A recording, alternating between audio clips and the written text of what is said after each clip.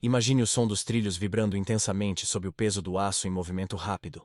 Um tremor que percorre o chão, sobe pelas suas pernas, faz o peito apertar com força. O vento gelado da noite chicoteia o rosto, trazendo o cheiro metálico de freios aquecidos, poeira e o pânico palpável no ar. Faróis cortam a escuridão como olhos de um monstro faminto que não pode ser detido. 5 pessoas amarradas firmemente aos trilhos principais. Seus rostos pálidos iluminados pelo brilho frio. Olhos arregalados de terror puro. Bocas tentando gritar por socorro em vão. O bonde desgovernado se aproxima sem piedade, o apito ecoando como um lamento fúnebre inevitável, cortando a noite. E então, a bifurcação.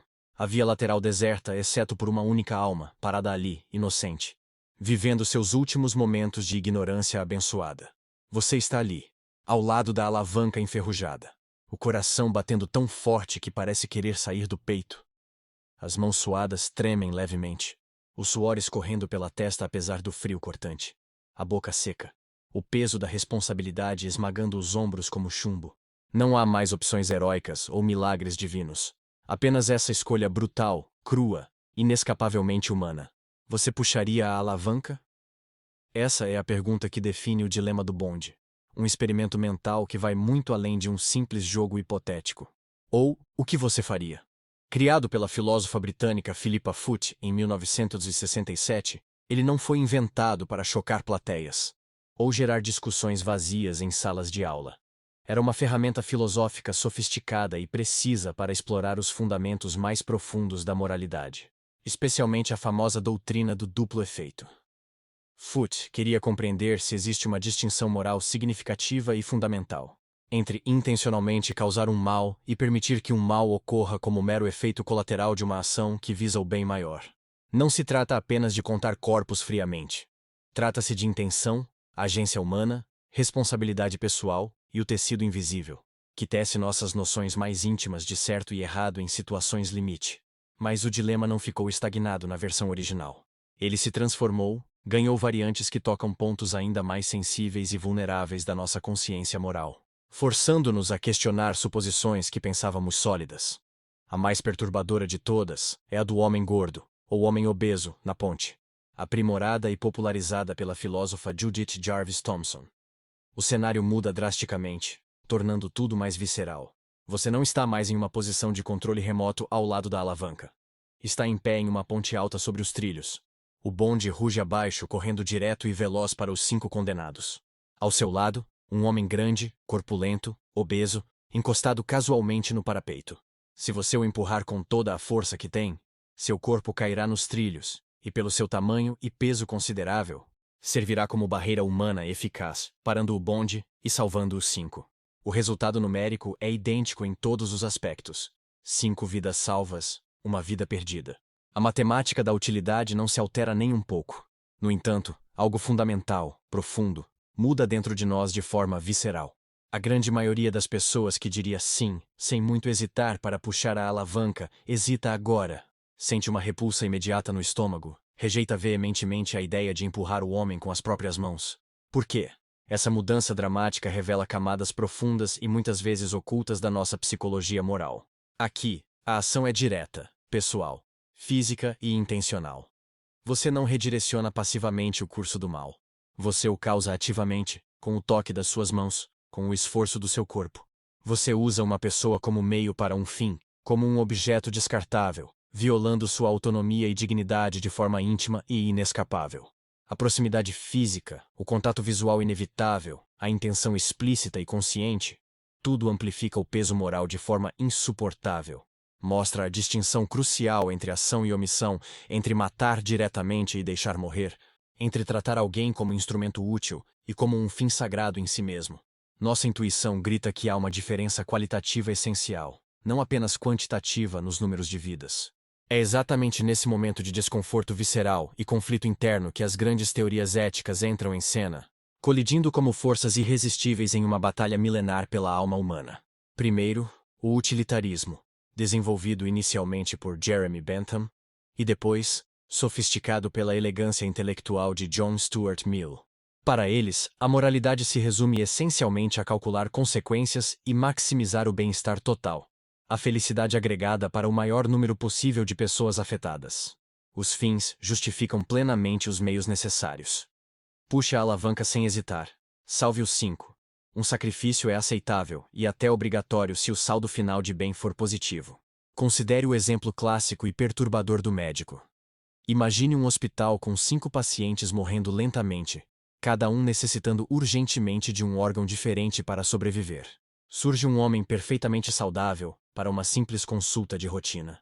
O utilitarista consistente argumentaria que é moralmente correto e até obrigatório sacrificar o saudável, colher seus órgãos e salvar os 5. Maximizar o número de vidas salvas, minimizar o sofrimento coletivo geral.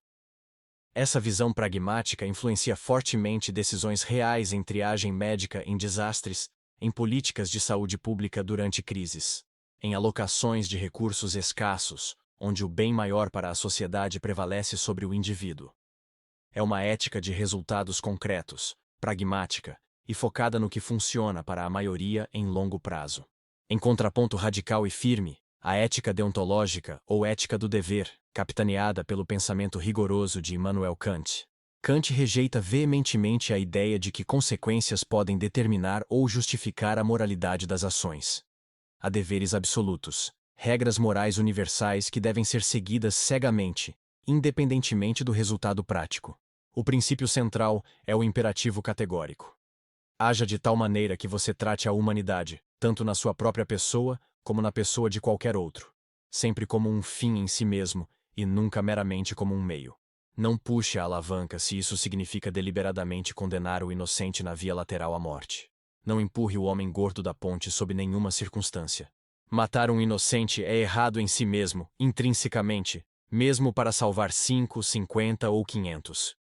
A dignidade inerente e racional de cada ser humano é inviolável e não se negocia.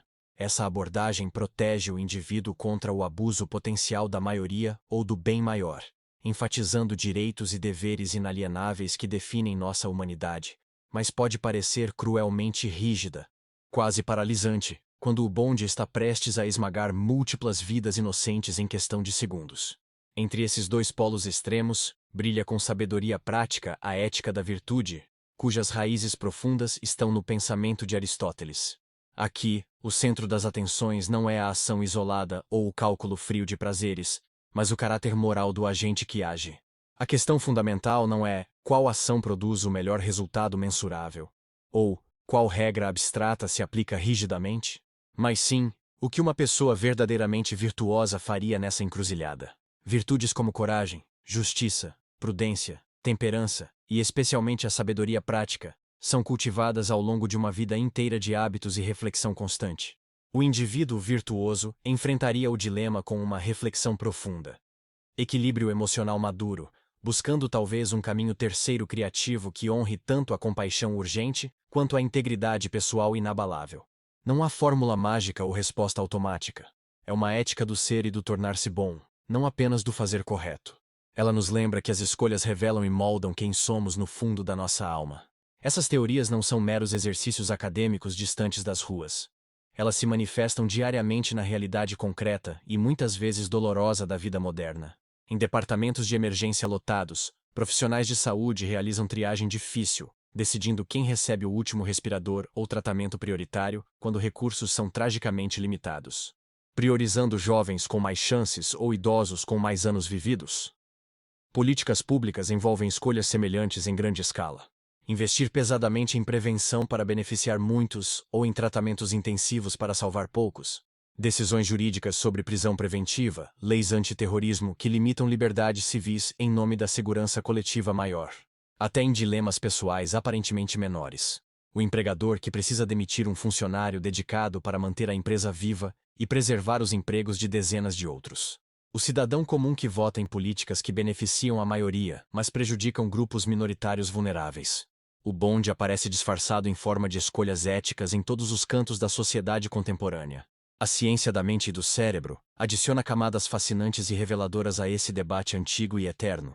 Estudos avançados de psicologia moral e neuroimagem funcional mostram claramente que quando as pessoas consideram a versão clássica de puxar a alavanca, regiões ligadas profundamente à emoção, A aversão instintiva ao dano pessoal direto e a empatia imediata disparam com intensidade muito maior, gerando rejeição emocional forte.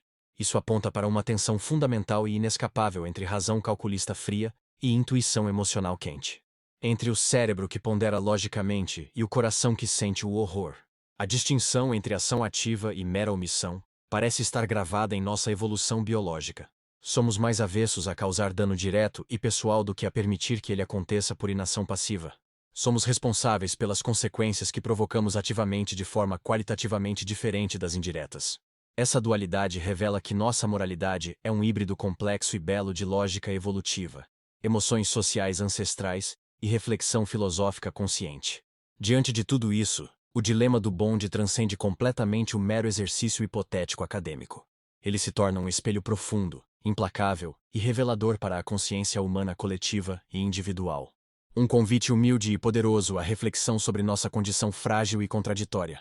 Mostra que não vivemos em um mundo de respostas pretas e brancas confortáveis, mas em uma zona cinzenta complexa, onde compaixão profunda, justiça rigorosa, responsabilidade pessoal e instinto de sobrevivência se entrelaçam em nós de forma constante e conflituosa. Não há escolha perfeita que nos liberte totalmente do peso da dúvida, da culpa potencial ou do arrependimento tardio. Porque o verdadeiro bonde não está correndo em trilhos distantes de aço frio. Ele corre dentro de cada um de nós, em silêncio. Em cada decisão conflituosa do cotidiano, grande ou pequena, onde o bem de muitos colide violentamente com a santidade inviolável do um. Onde o coração compassivo puxa desesperadamente para um lado e a mente racional ou o dever para outro.